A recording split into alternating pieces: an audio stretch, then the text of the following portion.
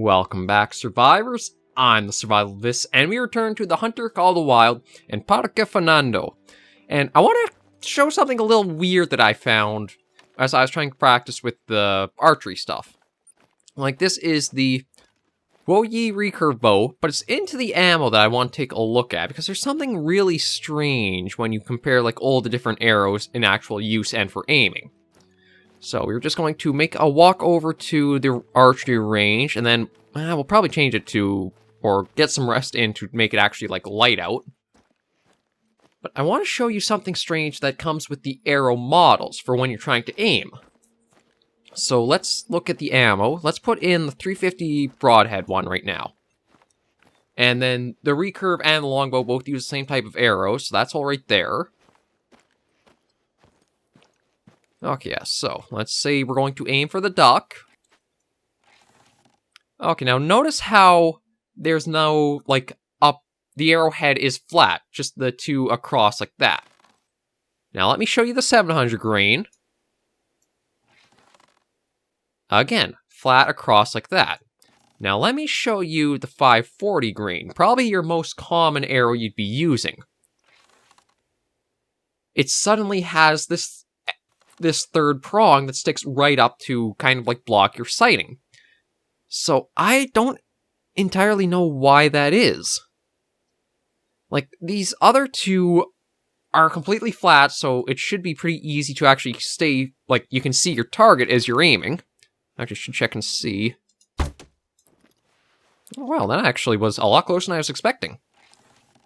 Okay, so let's say, what about just the top of the arrow there? I actually don't know where that one went. Okay, so it's just a little above the arrow when we aim using this, so you basically want, I'd probably say,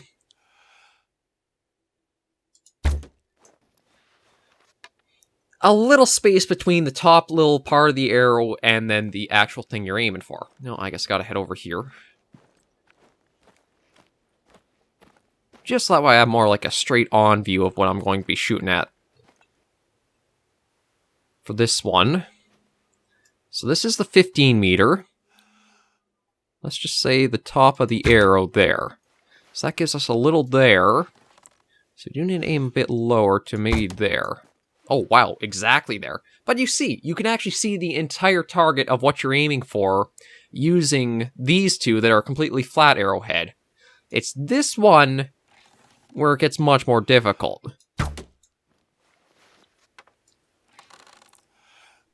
Like for the 15, you actually do have to block a little bit of where you're aiming with it. Basically, it does seem you need to use like the top little triangle part, sort of where you're going to want that one to go to. Let me hop out of that one. We'll head down back to the duck. We'll see about how we do on that one.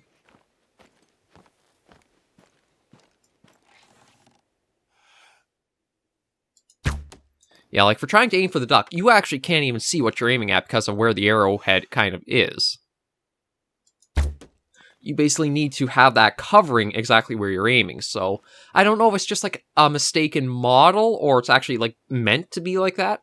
It just feels weird that for the smaller grain, it's a completely flat arrowhead. For the larger game one, it's a flat arrowhead. Then for the middle game, it's this three-prong that kind of hides what you're looking at for how you're aiming. Unfortunately, like, I can't really see the picture that well to be able to tell you guys if it actually does have three prongs in that or not.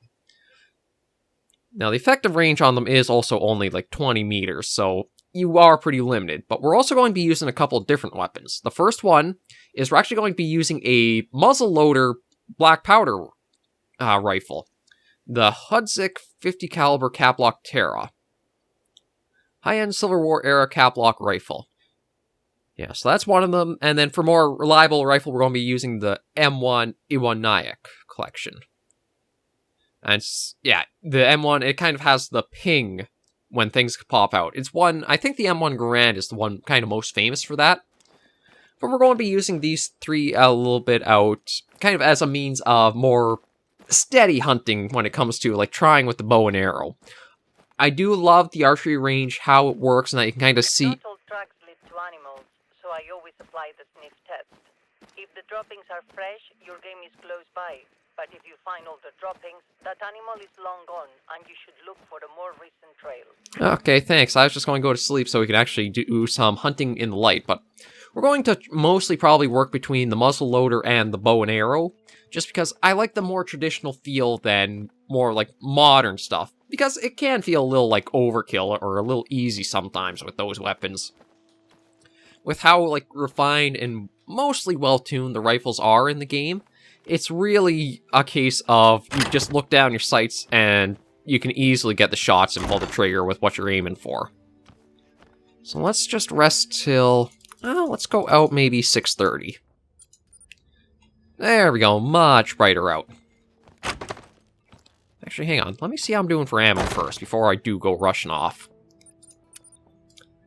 27, 32, 20, 16. Okay, yeah, we should probably be fine. Yep. There we go. Okay, we'll close that up. I think we're probably going to head north into more, like, new territory. Because I don't want to backtrack into this area we already just were at. And if there is an animal in particular I would like to try actually, like, seeing and getting some good trophies of, it's probably the axis deer in the reserve. I should check. What are they for? Okay, they're a class 3. So, actually, I think I do have... Actually, I better check that, because I think one of the... Okay, yeah, so... The 50 caliber round ball is probably what I'll use in the muzzle loader. It does have a bit of a less effective range. Oh, wow, a lot less. 100 compared to 200. But this one will let me get, like, weapon class 3 animals without any, like, reduction to points or bonuses or etc. And then we have plenty of arrows to be able to go through every type of game animal we might come across. And the axis deer I really like, just, it's all about the antlers for me in them. Like, well, that's not exactly the best one, but when you have an axis deer that has a really, like, impressive rack, it is something to behold. It kind of reminds me of, like, the Roosevelt elk in that we've hunted before, where they can have these sweeping, like, horns, and it's just best if I can try to show you guys. Actually, that just makes me wonder, what do I have for my lures? Okay, that one won't work, that one won't work. Ooh, do I have the... God, well, I guess I have to make a quick run back. I was doing a bit of free hunting on the Leighton Lake District. That's kind of where I stumbled across the way the arrowheads for, like, the recurve bow, or, well, for the archery stuff, for the traditional arrows. So I was using more lures of things that you won't find here on Parque Fernando. So I'm just going to make a quick run in, get us a little more outfitted, and then hopefully try to get us a couple of animals before the episode's over. Actually, it's interesting that you have 2 boxes. I think that might actually be, like, the trophy lodge. Okay, let's open that up and get the proper collars out we'll need. Okay, scroll on our way down. That's the ammo. That's the scopes. Okay, so that won't work. That won't work. That won't work. Those 2 will. So we want the antler rad. Actually... Oh, okay, actually, yeah, I'll take that. There's actually a call for the axis deer. That's really nice to know. Now, there are mule deer, I think it's said, in the area, so we will take that. And I know you guys in comments have also been very helpful with that as well, letting me know. I think that might actually be about it for what we can kind of, like, bring into us. Because there's nothing for, like, water... Oh, black buck. We can take that as well. That's right, that's something else in the reserve. And I don't think there's anything else lure-wise to pick up from, like, collars here. We don't need a duck collar. You know what, maybe I will buy those just to have them in the inventory, and then that way we can kind of, like, say we have every single collar available to us. Since, again, I haven't really played around with those too much, and decoys, I don't know if I'd use too much, because I'm not that much of, like, a waterfowl hunter. No, not that. I want to track the call of whatever it was that called. Well, I guess we'll have binoculars at the ready, and we might have our first animal right there.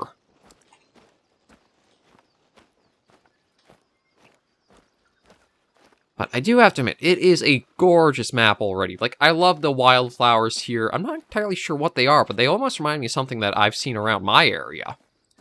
I think that was, like, purple... I want to say purple lupin, or something like that. It starts with an L. I don't know if that's really the case, and, like, they're the same thing. And with all these, I can't really see past them to whatever might have been making that call. We might even just get a warning call as we kind of approach this direction. That's usually the best way I've found to really hone in on where an animal might be, is if they get a warning call kind of sounding back to you. Such as that. Oh, it's actually a mule deer to start. And he's actually not too bad of a looker. Oh, shoot, I didn't even set up my lures. Okay. We'll get the rattler, the screamer, and the bleat. So we want the bleat call to be able to try getting the mule in.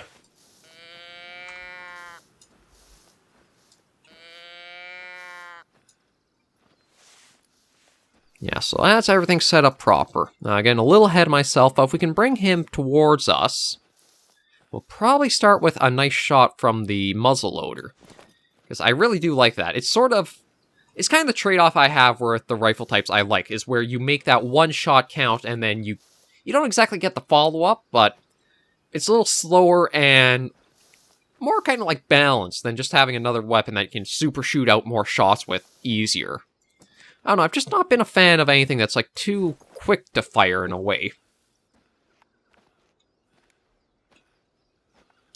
Although it seems like maybe he went off a lot faster than I thought he might have.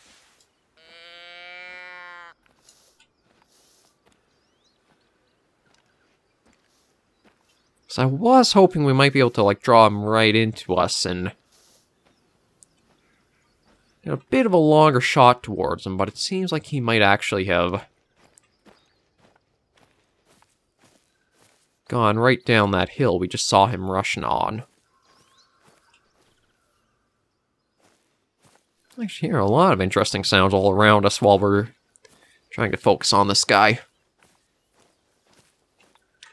Alright, well, let's see. Yeah, so he was a little more this way that we last saw him. I admit it is nice to have the thing on the little mini-map, or the little tablet there, of where you last spotted the animal. It does help you narrow down your search and get an idea for the distance you really saw them at.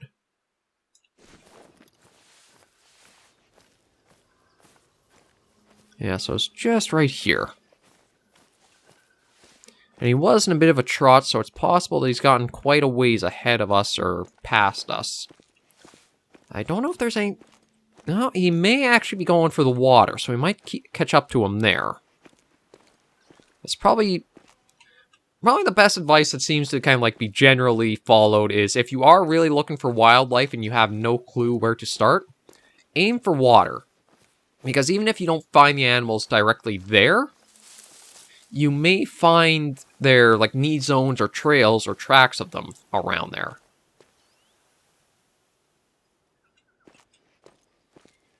Okay, but this actually is going to work out pretty good, because for once the wind's in our favor. We're walking into it, and the animal's ahead of us.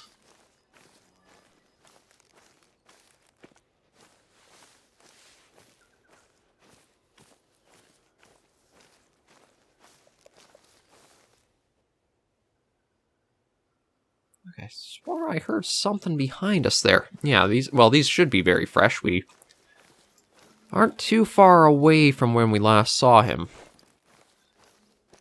He's kind of doing a little bit of weird looping around. I don't know if maybe that's when... Oh, it turned into a run, so maybe we actually might have spooked him. Okay, yeah, so he's running now, so maybe I might have gotten a little ahead of myself in trying to lure him in and accidentally spooked him off, so...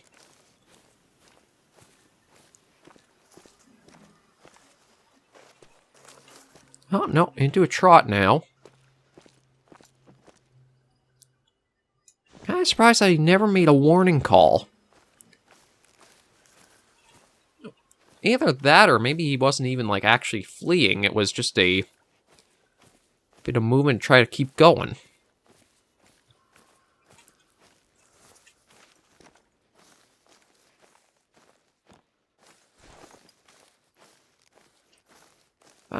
He sort of is sticking in the direction of the water. The only thing is, that's going to be quite a ways to travel, and I don't know if we want to go all that way just to catch up to him, or if we can try to get him a bit earlier. Well, we got a couple of things this way now. I don't know if I want to go for more female black bucks, although, well, truth be told, I think we've only actually gotten one so far, so it might not hurt if an opportunity presents itself.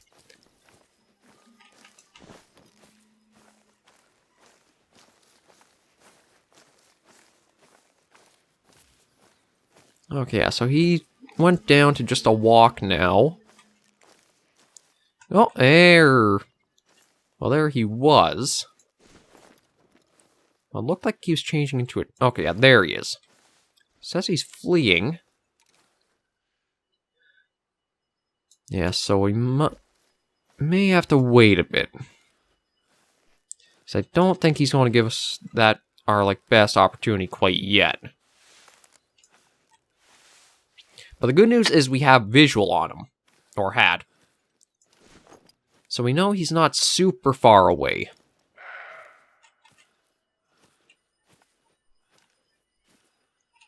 Actually, if he stays where he is, I may be able to get the shot on him. Ah. Right behind the one tree that we don't want you behind.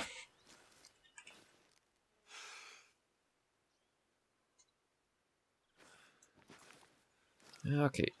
He is being a little bit of a butt right now. Like, it seems... has no idea it's doing it, but it's managing to stick right behind all the trees, so we just don't have that clear shot. But he was actually kind of calming down and just standing around a bit, so I think if we get out the proper caller...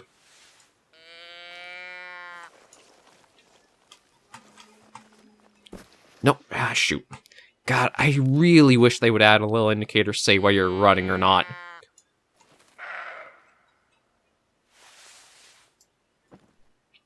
Oh yeah, he's actually over there. Oh, right there. Ah, yeah, because of the little bit of, like, the jump and the sprint I did, that's probably got him more alert. Yeah, I don't think he's able to see us where we are. We're pretty tucked down and we're right in front of some of the, like, bush and that, so we should be okay. We just gotta wait for... There you go, that's it. Come on out, fella. Just like that. And now we do have to reload. So this is basically how it used to be done, is you had a canister of black powder, you'd pour that in, there's your shot and the padding. And you actually did use a ramrod to get it right down there. And then to finish it off, it's replacing the little, I guess, a sparker cap of sorts. And there you go. All loaded up and ready to go again. Well, that's kind of why I like the muzzle loader and more bolt action rifles, where they feel more engaged with the weapon. We'll come on up and see what he's looking like. Well, it's a pretty nice mule deer from a distance.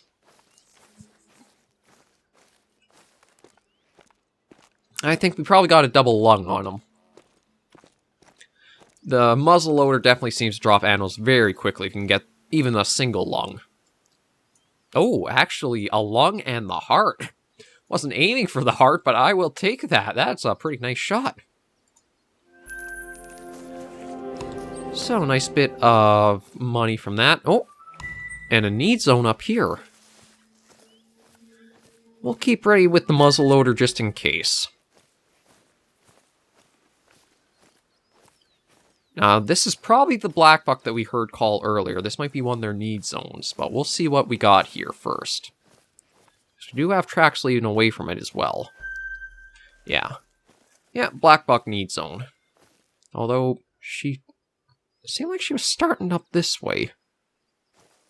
It's kind of odd. I don't see any prints, like, coming back this way either. I think this is just more up towards the direction where she was feeding. Yeah, that seems to be what that was. Okay.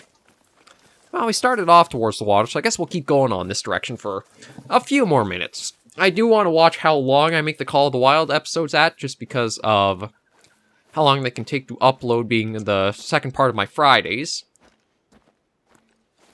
So we'll see, maybe just start with like 30 minutes or so. Try to aim for around there. I mean, it doesn't give us too much more time, but yeah, very old. I didn't think we'd probably get anything from her. I do want to see if we can find anything right around the water's edge. This is also a very, like, varied map to hunt on from anything else I've done so far. Like, these sort of gullies, and that it's not, like, super dense around the forests, and, like, bush is another thing that's going to be very nice to hunt on. Places like Layton Lake District, I'd even say Yukon Valley and Hirschfelden. Once you get into, like, the bush, it's really dense and thick, and it's very hard to see too far ahead of you, whereas it seems like on this map, it might not actually be that bad for that. The trees are fairly well spaced. There's not too heavy, like, bush or other vegetation that will really block your view. Oh, nice. Oh, hello. A mating call. Let's see if we can get ourselves our first puma. So we want... yeah, we want the fawn call.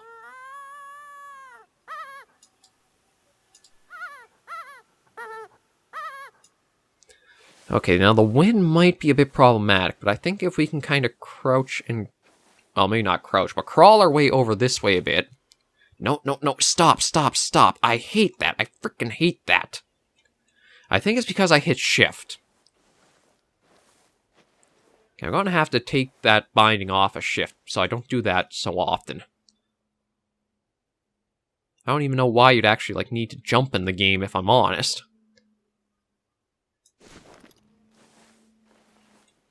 But that's probably where I've screwed up quite a bit, is I accidentally hit the shift key, and because that jumps, that makes you automatically stand straight up.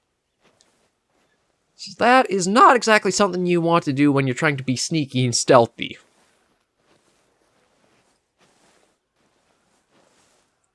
Just wanted to get a little bit more distance, crawl our way to probably even this tree here, and then just see if our call got anything starting to move in that direction.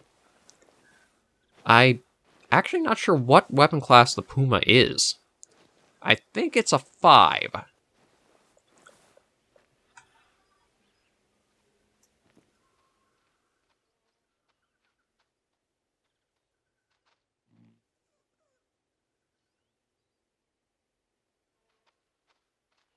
Okay, that was a trail there before. I do hear movement, so I think that's the Puma.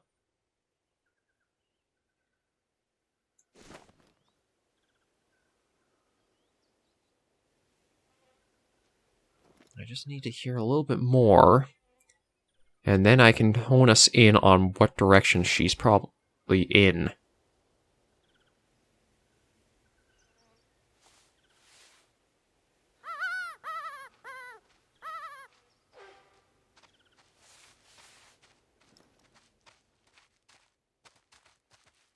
Oh, geez, she is literally right in front of us there.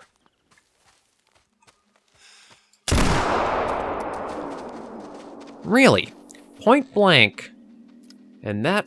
okay, well, it was a vital shot, so she should be going down pretty soon, but I was not expecting her to take the direct approach right like that. Makes me wonder what I was hearing from over here, then. Because I could have sworn I heard something else moving in that direction. Well, she should probably have gone down from that, because that is a vital hit. The blood splatter from the initial hit is always your best way of telling whether it's going to be a long track or you'll be able to get her in just a little bit. So just a simple walk over this way and we'll probably find her down just over the hill. And because she didn't go down immediately, my guess is probably just one lung. I think that's If it's both lungs, I think it's an immediate drop. If it's the heart, it's instant drop. But if it's only a single lung, it's probably a bit of a run and then a drop.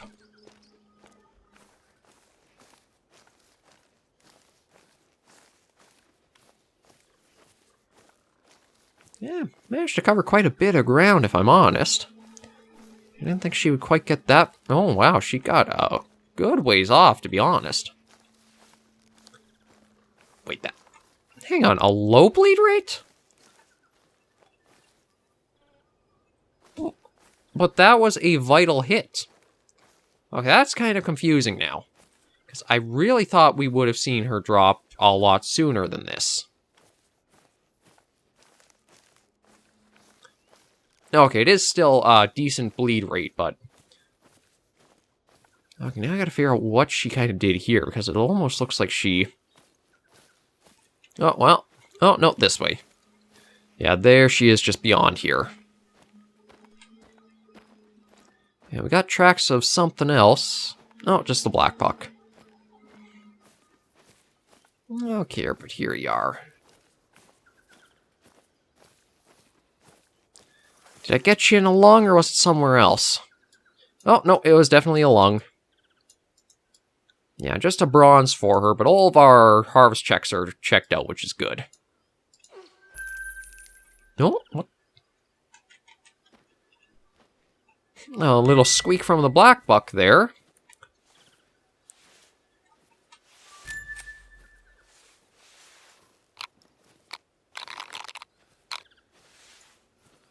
Maybe we'll try to get into a bit more cover. And then see about using our bow and arrow. Well, bow and arrows. I'm hoping it only takes one arrow, but you never know. And I feel like that's going to be a weapon class 3, so we'll just switch preemptively right now.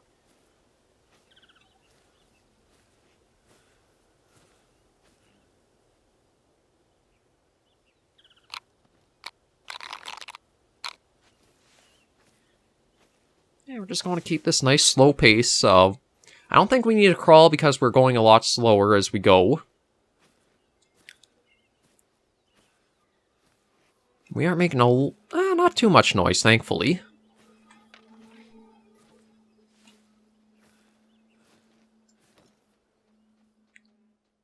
It did sound like she was just up ahead of us here.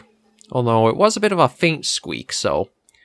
That's one thing about hunting on a new reserve with new animals as well, is it's going to take time to get used to how loud and exactly what sounds they make as well.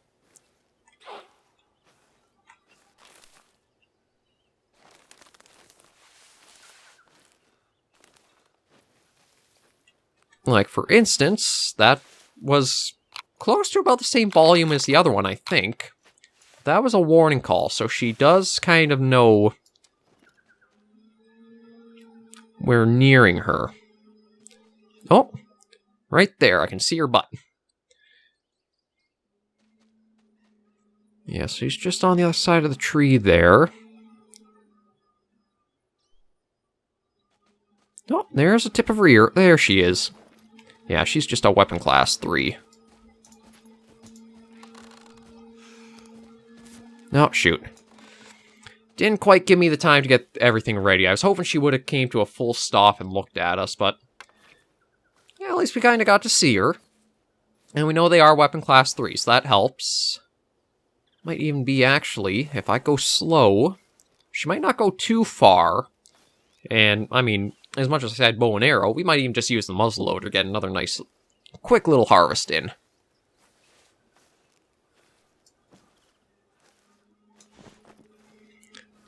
One of the big things I do have to really give it to Call of the Wild, where I wish carnivores would be a bit better, is that you actually have more interactive means of, like, stalking and approaching the animals.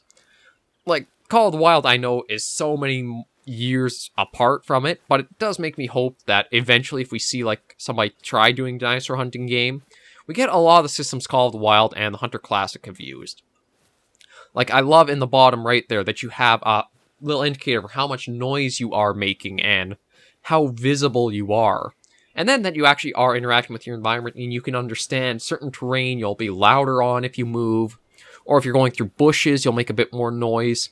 just kind of organic things to the hunt, if you think about it, compared to how, like, carnivores is a little bit more bland with only if it's like your line of sight is blocked, can it really apply, and you're not really sure how much noise you make other than, like, walking, running.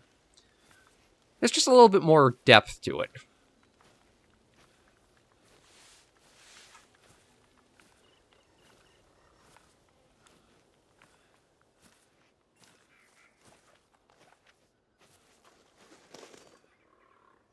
Okay, now that's just me making noise. So you know what? I'm going to stand right up and... Oh, there was a puma around here, although... was going the direction we came from, so I doubt we'll cross ways again. Where even are we? Oh, okay, actually doesn't even look that far off from where we last were. But we have a little tower or something here we'll set up, and then we can take a little look from. Now, I probably think the scents are something you'd more actively use if you have a blind or a tower nearby. Again, I don't know, it's almost something I feel like I should play with somebody who's used scents in that before, and I can ask some questions, get feedback on, because right now I'd be shooting in the dark a lot with any advice I try to tell or talk about for it. But it does feel like if you have a, like, proper setup stand like this, or tower, or whatever this will turn into, my guess is going to be a hunting tower. Yeah.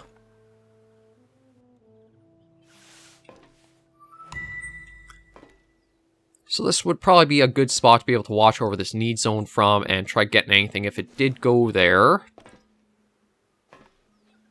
Just want to see if there's anything around us that we can kind of see right now. Nothing particularly, though.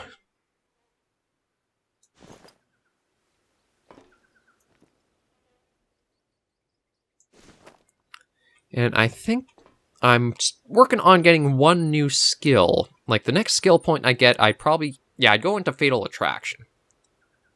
Because this way, if I have the second level of this, when I call out, I might actually get replies back, like we're used to having in Call of the Wild. And nothing of those actually really help, so it does seem like that's kind of the last one I'm, super aiming for as a skill to use or get. I still do feel a little...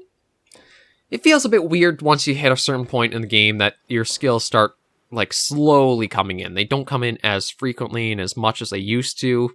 It kind of dampens it a little bit, because it was nice to feel every level up did get you something. Once it slows down, I think it's around, like, level 41 or... Yeah, I'm at 47, so I think it's around the 41-ish mark. That slows down to only every, like, 3 or so. You really feel a bit dampened to... Okay, hang on. So that's a window. That's a window. That's clear to shoot through. That's clear to shoot through. And I think this is clear to shoot through, yeah. So those are windows I do not want to try shooting through. Just wanted to listen in case, because I've never really spent too long in one of these hunting stands. I feel like if I was to actually, like, stream or anything with Call of the Wild, this would probably be a good spot to kind of do it, or the best way of hunting to do it, whereas I could sit in here, put out a scent or some calls, talk with you, watch, talk, watch, kind of something like that. I think my aim right now is if we make it up to 500 subscribers, I'll look at starting to stream or do things probably randomly here or there with it, but until we get up there, I don't think I'm going to quite pursue that just yet. I have some ideas on the back burner about for what I will do, but again, we'll wait until we get a little larger on the platform and just kind of grow a bit further. But with that and the timing, I do think I will bring this episode of Call of the Wild to an end here, just because, again, try to save a little bit of time for how long the upload can take. So, thank you guys very much for joining me on this episode of The Hunter, Call of the Wild. Let me know what you think about the weird, like, arrowhead for the, archery, the traditional arrows. Whether you think it should just be another flat, like, 2-prong or the 3-prong we see right now. And if you have anything you'd like to see or have me hunt or talk about, just let me know down in the comments, and I try to respond as soon as I can to any feedback that comes in. Until I see you all next episode, though, hunters and survivors, please remember, as always, to take care, stay alive, and happy hunting.